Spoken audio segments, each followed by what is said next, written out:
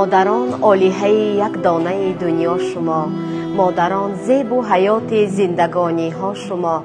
قطره شیر سفیدت معنی عالم بود، مادران در این جهان معنی و معنی ها شما.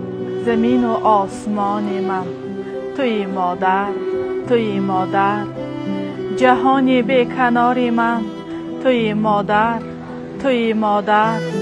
در این دنیا که بیرحمی و بیمهری است بنیادش، یگانه مهربان من توی مادر، توی مادر.